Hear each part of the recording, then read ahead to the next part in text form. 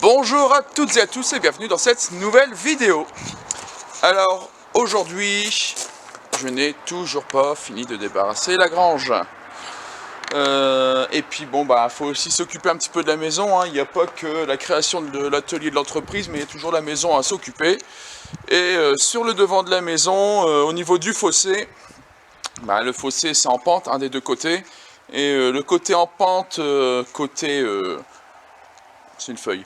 Côté chez moi, hein, et ben pour tailler les haies, c'est un peu casse-couille du fait que ce soit en pente. Donc là, j'y mets des planches, hein, je fais un coffrage en planches que je vais remplir de gravats, parce que là-dedans j'ai plein de gravats. Remplir de gravats, mettre des cailloux par-dessus, puis ça me fera une petite allée voilà, au pied de ma haie pour venir la tailler. Toutes ces planches, on va dire, de coffrage qui retiennent tous ces gravats, faut que ça soit tenu par des piquets. Donc j'ai choisi du piquet en 50-50, du T. Alors, hop, voilà. Du T 50-50, je reviens du magasin.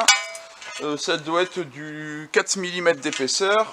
Et j'ai pris donc des barres de 6 mètres que j'ai coupées, une hauteur d'1,50 m. Et puis là, je vais les mettre en peinture noire anti-rouille. Hop, excusez-moi que ça bouge. Bon, une peinture noire anti-rouille classique. Hein, voilà, direct sur rouille. Ça tombe bien, j'ai pas envie de m'emmerder à nettoyer. Donc voilà, je vais foutre un coup de peinture vite fait sur sa tronche, le camion. Le deuxième, là, ils se sont donné le mot. Ils font une chaîne. Bon, on va essayer de continuer quand même. Donc, peinture rouille, anti-rouille, parce que peinture rouille, ça sera un peu emmerdant si on veut l'enlever. Peinture anti-rouille sur les piquets, puis après, on se retrouve devant la maison pour enfoncer ça dans le sol. Allez, c'est parti.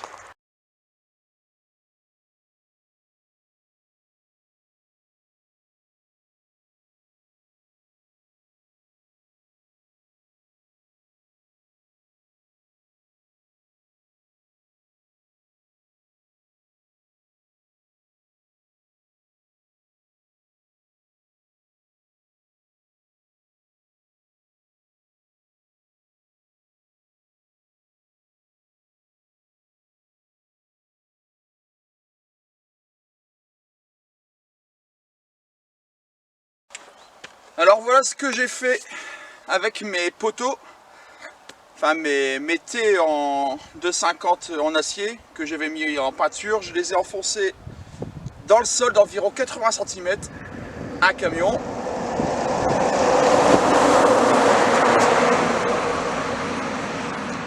Je les ai enfoncés dans le sol d'environ 80 cm. Là ils dépassent encore, il faut que je les enfonce encore un petit peu. J'avais ces planches de coffrage que j'avais mis en couleur avec une... c'est quoi ça? Une lasure, j'ai de la lasure. Je crois que c'était la lasure. Donc voilà, donc je les ai mis là. Et puis je remplis de gravats derrière. Par-dessus, je viendrai y mettre des cailloux. Voilà, du 10-14, comme ça. Cailloux gris 10-14. Et puis ça me fera ici une allée, parce que là on est dans le fossé en fait. Là c'est la route. Et là on est dans le fossé. Et pour tailler les haies, c'est un peu emmerdant. Donc voilà, je me fais un petit chemin, comme ça je serai tranquille pour tailler mes haies. Et puis bon, ça décore un petit peu la façade de la maison. Bon bah allez, on continue. Hein. Encore des brouettes de gravats à ramener.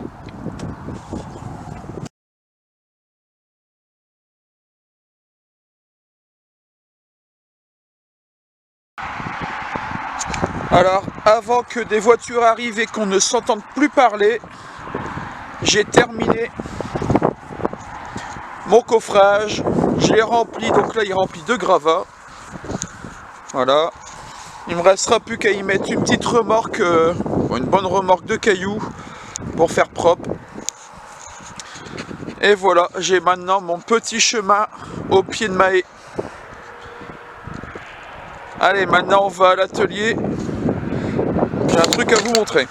Alors ça y est, on est à l'atelier, c'est un petit peu plus calme, on est plus tranquille. Alors ce que je voulais vous montrer, c'est que je suis en train de refaire ma bétonnière. Alors mes mères là, elle est de 1982. Et puis bah là, ça fait comme une paire d'années qu'elle n'a pas tourné, donc je lui ai fait une petite révision. Il y avait déjà la courroie qui était naze, donc là j'ai changé la courroie. Et puis donc elle vient normalement se mettre sur le moteur qui se trouve ici. Je me suis dit, c'est l'occasion d'y faire une petite révision. Donc voilà, le moteur il est là. Alors là c'est le bordel parce que dans cette prise, c'était, alors est-ce que je l'ai encore? Non, je l'ai plus, je l'ai défoncé le truc, donc je ne l'ai plus. Ah non, voyez là, enfin, ce qui en reste. Il y avait à l'intérieur cette prise mâle, et on venait y brancher directement la rallonge électrique, sauf qu'il n'y a pas de trou pour la terre, d'accord? Il n'y a pas de trou pour la terre, c'était deux petites encoches en haut et en bas, mais voilà, il n'y a pas du tout de trou pour la terre. Et du coup, mon père avait mis cet adaptateur là, qui l'a fonctionné de ce côté là. Mais ici, voilà, on n'a que deux pôles, il n'y a pas de terre. Donc je me suis dit, je vais remettre ça un petit peu aux normes. Donc voilà, j'aurai au bout une vraie prise, une bonne prise Legrand étanche. Voilà. Et puis après au niveau interrupteur, j'avais ici sur le côté ce vieux... Ah, bon, je le garde parce qu'il est en très bon état, il fonctionne parfaitement. Hein. Mais bon, voilà, j'avais cet interrupteur là, je me suis dit, j'ai celui-là qui traîne, donc c'est un peu plus sécuritaire hein, comme ça. Et il va être ici. Je vais le foutre ici, il est étanche. Boum, je vais le mettre ici, et du coup le fait qu'il soit ici, déjà j'ai un meilleur accès pour allumer et éteindre, pour commencer. Et puis en cas de problème, on a vite le bouton stop pour arrêter la bétonnière, qu'avant il fallait se pencher en dessous, aller trifouiller pour trouver le bouton. Donc voilà, j'ai changé ça, ce qui explique ces deux fils là qui sortent. Tout ça maintenant, je vais bien le renfermer là-dedans, bien m'enfermer tout ça là-dedans, et puis je vais remplir tout ça de silicone pour étanchéifier. Ici, l'emplacement de l'ancien interrupteur, je vais remettre une petite plaque en plastique et puis je vais mettre joint en silicone. Et comme ça, voilà, ça sera bien étanche. Puis après, il faudra remonter ça sur la bétonnière pour y remettre la courroie et puis réessayer tout ça si ça fonctionne. Alors là, le moteur, je l'ai essayé, hein. Je l'ai branché, j'ai essayé avec interrupteur, ça fonctionne, c'est parfait. Et ben voilà, on continue, donc là je vais faire quoi? Non, ça je le ferai à la fin. Je vais présenter la bétonnière, le moteur à la bétonnière, et puis y percer la carcasse de la bétonnière pour y fixer ça. Allez, c'est parti.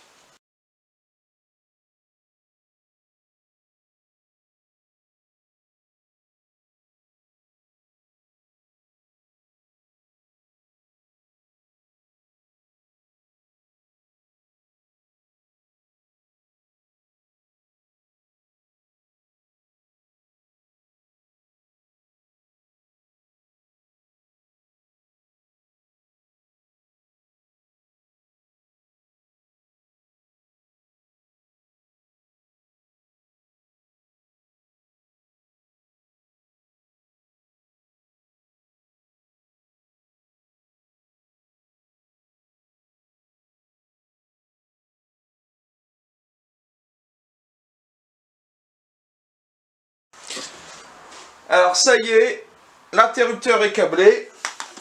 J'ai fait un joli petit rond de câble. Hop, faudra que je vienne l'attacher peut-être ici, au niveau de la bobine là, du condensateur pour éviter que ça aille dans la poulie. On va faire un petit test.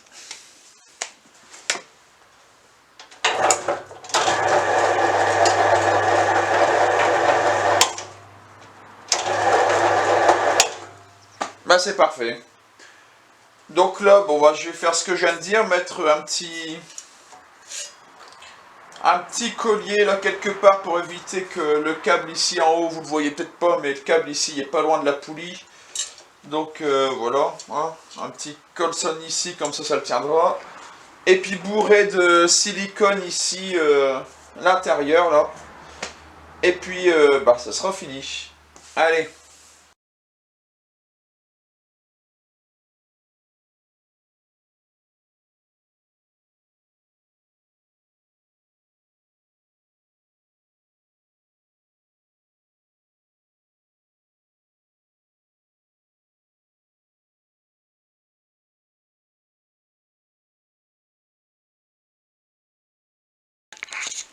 Alors je suis en train de débarrasser un petit peu ici tout le bordel qu'il y a dans l'atelier parce que j'ai un projet à partir de contreplaqué et ben voilà, faut que je mette le contreplaqué pour le couper tout ça, il me faut de la place.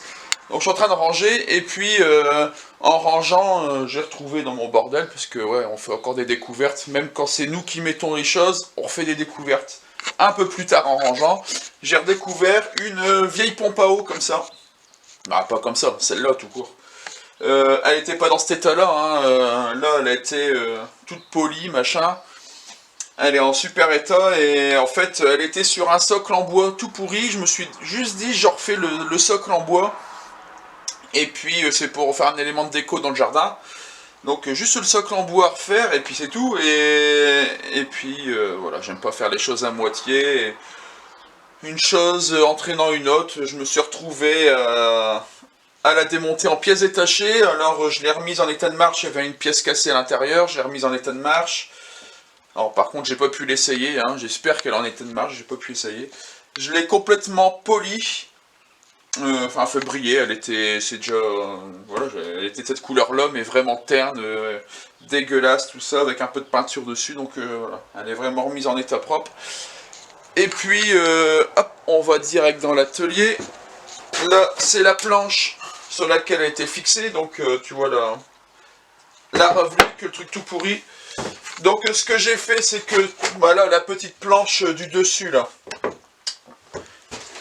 je l'ai refait avec, alors c'est un bois exotique, c'est une chute d'une table de salon de jardin que j'ai pas mis à la poubelle, puisque je la recycle.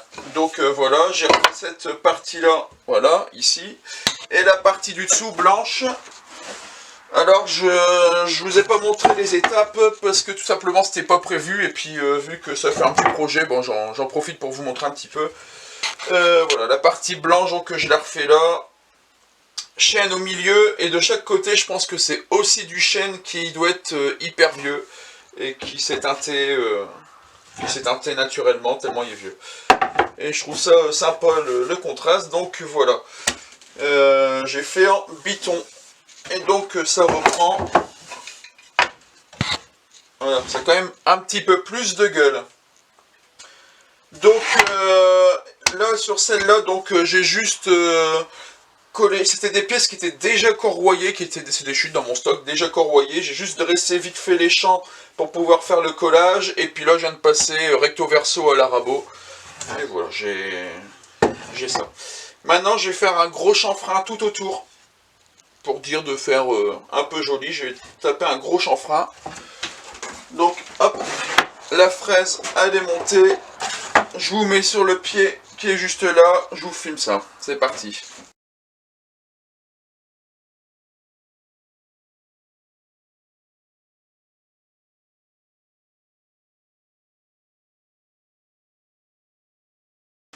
Alors la mauvaise nouvelle, c'est que je viens de me gourer de côté, je devais faire le chanfrein ici, et j'ai fait le chanfrein ici où il y a un côté pas beau.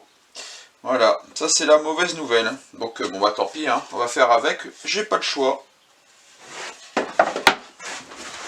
Alors souvenez-vous, ce morceau de bois tout moche sur lequel est fixée normalement la pompe, ce bout de bois est un peu pourri.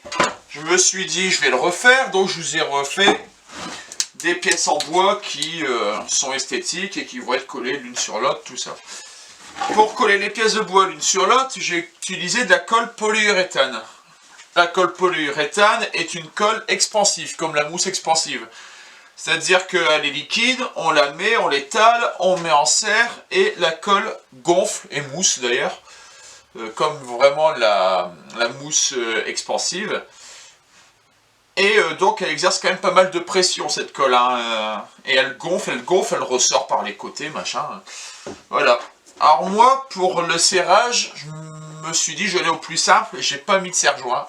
J'ai mis un poids de 21 kg, comme ça, plat dessus, en me disant, bah 21 kg c'est déjà lourd, hein, même moi, bon, je les porte forcément, je suis pas non plus une brêle, mais voilà, on sent que c'est lourd quoi, 21 kg. Et donc je mets mon poids et puis tout bien placé et malheureusement Quand je suis revenu un peu plus tard, alors on voit la colle PU qui a dégueulé, mais regardez, la pièce, elle s'est totalement décalée ici. Ici, il n'y a presque plus de bord, alors qu'ici, j'ai au moins 15 mm. Donc, elle était vraiment nickel, bien posée.